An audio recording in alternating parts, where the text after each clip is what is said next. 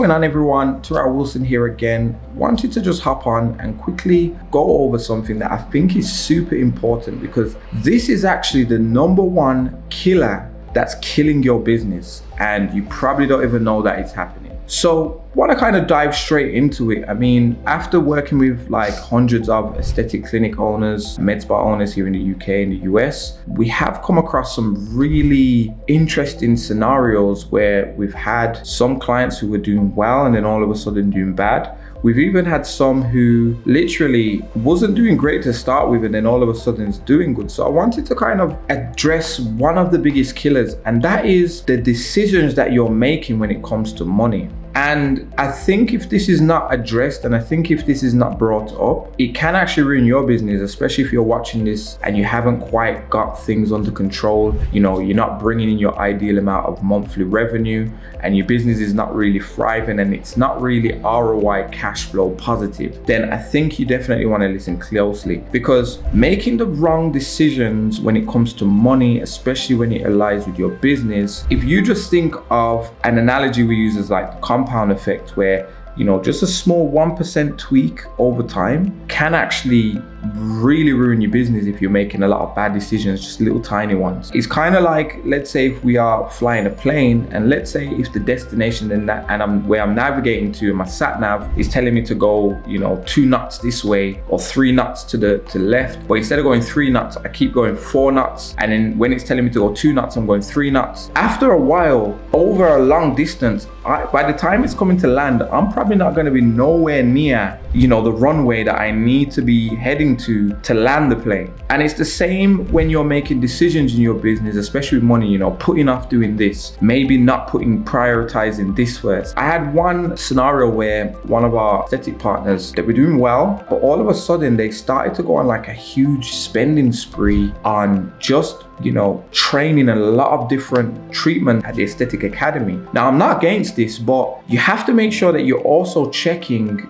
financially, can you afford to do that while still running ads, while still investing in your client acquisition to bring clients in. Now, once you realize that, okay, you're spending a lot on treatments, but with your acquisition, you haven't scaled up, you haven't spent a lot there to bring in more clients to then, facilitate the treatments that you're currently doing. What's going to happen is you're going to start to run out of cash. And then what happens when your cash starts to get low and now you need to bring in cash, if you're still spending the same amount on your client acquisition and it's bringing you a certain amount, but you're spending way more in business on other things, what's going to happen? You're going to put strain on that. And now you're going to want to demand to get more clients in. But if you're not throwing more into your ads, into your client acquisition system, what's going to happen is you're going to be bringing in about the same amount, but spending far too much. And then over time, your profit and loss is going to creep in, and you're going to start to realize, wait, well, I'm still seeing clients, I'm still taking cash transactions, money's still coming in, but for some reason, I'm not able to actually, be profitable. Then maybe you have to start probably, underpaying yourself or your staff. And then that's where all these different,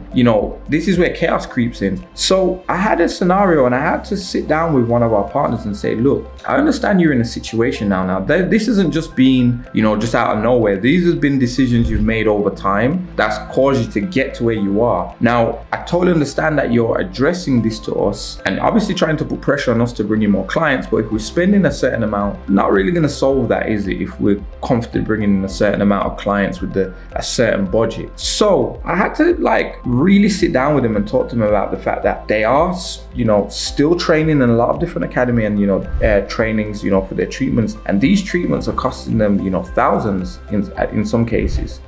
Sometimes it's 1,000, sometimes it's 2, 3, 4,000. And the thing is, while they actually said this to us, they were actually booked in for a training the following week while they were letting us know that, their cash was running out. They probably can't afford to keep going with us. And, could we possibly cut back on, maybe the ad budget or so? So after really understanding that, I was able to say, well, look, what is going to be more important? Is it going to be training that treatment right now that you don't necessarily need right now? Or is it going to be using that money and feeding it into your client acquisition system to bring in more clients? Because what's going to happen if you train in that, yes, you're potentially going to have another treatment under your belt, which sounds great. But if you don't know how to get clients in and your client acquisition system isn't dialed in to get clients in for that new treatment, it's just going to sit there and collect dust. You're not going to bring in no money. It's going to now be an expense, and you're now going to be relying on what you're currently bringing in from the client acquisition to then try to kind of make back up for what you've just spent. So I think it's very important that you understand one of the biggest killers is the decisions you make with money. And one of the most important things for your business is focusing on getting clients in the door, because these are the ones that are going to pay for the bills, pay you, pay your staff, pay for all these treatments, all your materials, your equipment. So wouldn't it be safe to say it would be best to focus on finding different ways and means to really go in aggressive to get clients in? Now, obviously, we're not just going to go crazy and,